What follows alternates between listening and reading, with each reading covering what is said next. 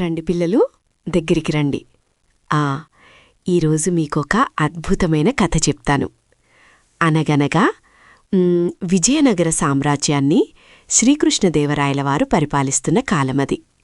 ఆ కాలంలో రాయలవారి ఆస్థానంలో అష్టదిగ్గజాలు అనే కవులు ఉండేవారు. వారిలో మనందరికీ ఇష్టమైనవాడు మన తెనాలి రామకృష్ణుడు. అతను ఎంత తెలివైనవాడంటే ఎలాంటి సమస్యనైనా తన హాస్యంతో చిటికెలో పరిష్కరించేవాడు. ఇప్పుడేం జరిగిందంటే, ఒకరోజు రాజభవనంలో ఒక విషాద ఛాయ అలుముకుంది. పాపం రాయలవారి అమ్మగారు చాలా అనారోగ్యంతో మంచం పట్టి ఉన్నారు. ఆవిడ వయస్సు పైబడటం వల్ల ఇక చివరి దశలో ఉన్నారని అందరికీ అర్థమైపోయింది.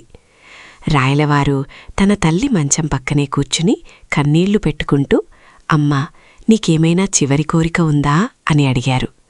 అప్పుడా ముసలమ్మ నీరసంగా కళ్ళు తెరిచి చూసింది. ఆవిడ గొంతు పెగుల్చుకుని, నాయనా కృష్ణ, నాకు మామిడి పండు తినాలని ఉందిరా అని అడిగింది. కాని అప్పుడు మామిడి పండ్ల సీజన్ కాదు కదా. అయినా సరే రాయలవారు వెంటనే తన భటులను పిలిచి రాజ్యం నలుమూలలా వెతికి ఎలాగైనా మామిడి పండ్లు తీసుకురమ్మని ఆజ్ఞాపించారు. తల్లి కోరిక తీర్చడానికి రాజుగారు ఎంత ఆతృతపడ్డారు కదా. కాని అయ్యో, విధిరాత మరోలా ఉంది పిల్లలు. భటులు మామిడి పండ్లు తెచ్చేలోపే ఆ రాయలవారి అమ్మగారు కన్నుమూశారు.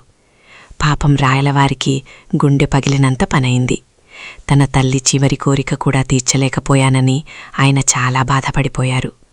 రాజభవనమంతా నిశ్శబ్దంగా మారిపోయింది. కొన్ని రోజుల తర్వాత ఆ అమ్మగారి కర్మకాండలు జరిపించడానికి కొంతమంది బ్రాహ్మణులు వచ్చారు. రాయలవారు తన మనసులోని బాధను వాళ్లతో చెప్పుకున్నారు. అయ్యో, మా అమ్మగారు మామిడి పండు అడిగారు, కాని నేనివ్వలేకపోయాను. నా తల్లి ఆత్మ శాంతించాలంటే నేనేం చేయాలి అని అడిగారు. అప్పుడా బ్రాహ్మణులలో కొంతమంది అత్యాసపరులున్నారు. ఆ అత్యాస బ్రాహ్మణులు ఒకరి మొహాలొకరు చూసుకుని ఇదే మంచి సమయమనుకున్నారు. వాళ్ళు రాజుగారితో, ప్రభూ, ఇది చాలా పెద్ద దోషం. మీ అమ్మగారి ఆత్మ శాంతించాలంటే మీరు 108 బంగారు మామిడి పండ్లను చేయించి మాకు దానంగా ఇవ్వాలి అని చెప్పారు. చూశారా పిల్లలు, ఎంత మోసమో.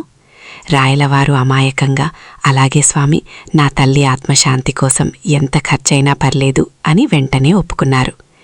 వెంటనే స్వర్ణకారులను పిలిపించి అచ్చం మామిడి పండ్లలాగే ఉండే 108 బంగారు కాయలను చేయించారు. అవి ఎంత బాగా మెరిసిపోతున్నాయంటే చూస్తే కళ్ళు చెదిరిపోయేలా ఉన్నాయి. దానమిచ్చే రోజు రానే వచ్చింది. ఆ అత్యాస బ్రాహ్మణులు వరుసగా కూర్చున్నారు. రాయలవారు ఒక్కొక్కరికి ఒక్కో బంగారు మామిడి పండును భక్తితో ఇస్తున్నారు. వాళ్ళు ఆ పండ్లను తీసుకుని లోపల సంబరపడిపోతూ పైకి మాత్రం దీవిస్తున్నారు.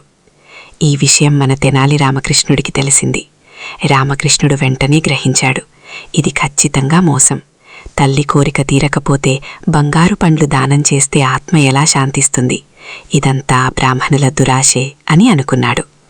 ఎలాగైనా వీరికి తగిన బుద్ధి చెప్పాలి అని ఒక ఉపాయం ఆలోచించాడు. వెంటనే ఆ బ్రాహ్మణుల దగ్గరికి వెళ్లాడు.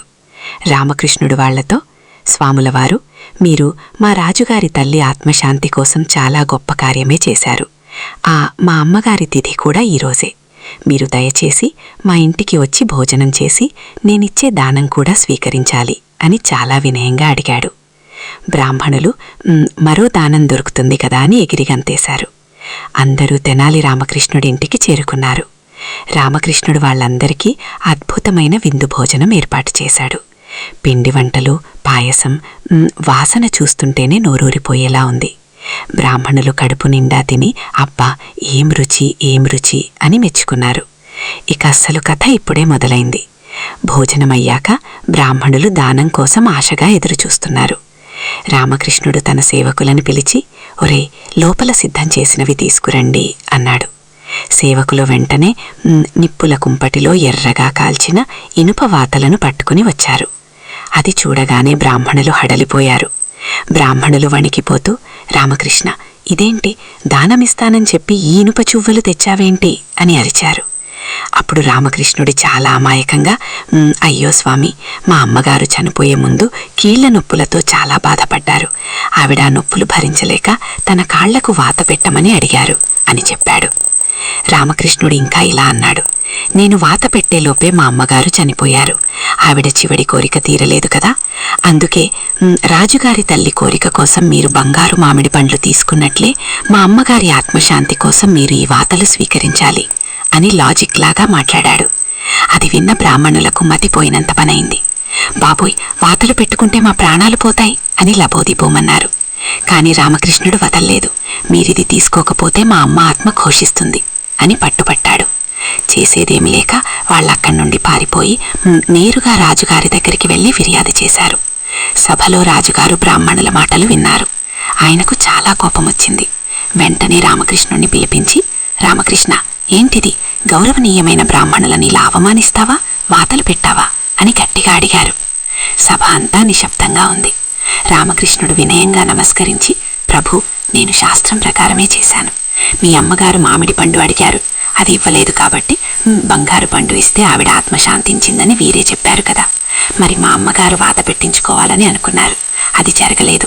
అందుకే వీరికి వాత పెడితే మా అమ్మకు ఆ బాధ తక్కుతుంది కదా అని అడిగాడు.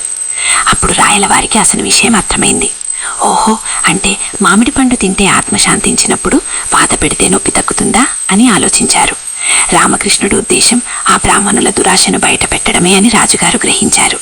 అక్కడ ఉన్న మిగతా పండితులు కూడా నవ్వడం ఆపుకొచ్చకపోయారు. ఆ బ్రాహ్మణులు తమ తప్పు తెలుసుకున్నారు. సిగ్గుతో తల వంచుకుని, మమ్మల్ని క్షమించండి మహాప్రభు, బంగారు మామిడి పండ్ల ఆశతో ఇలా చేశాం అని ఆ పండ్లను తిరిగి ఇచ్చేశారు. రాయలవారు రామకృష్ణుడి తెలివికి ముచ్చటపడి, భలే బుద్ధి చెప్పావు రామకృష్ణ అని మెచ్చుకున్నారు. చూశారా పిల్లలు, మూఢనమ్మకాల పేరుతో మోసం చేసేవారికి తెనాలి రామకృష్ణుడు ఎలా బుద్ధి చెప్పాడు. అందుకే మనం ఎప్పుడూ తెలివిగా ఆలోచించాలి. ఎవరైనా ఏదైనా చెప్తే గుడ్డిగా నమ్మేయకూడదు. సరేనా? ఇక ఈ రోజుకి కథ సమాప్తం. పడుకోండిగా. శుభరాత్రి.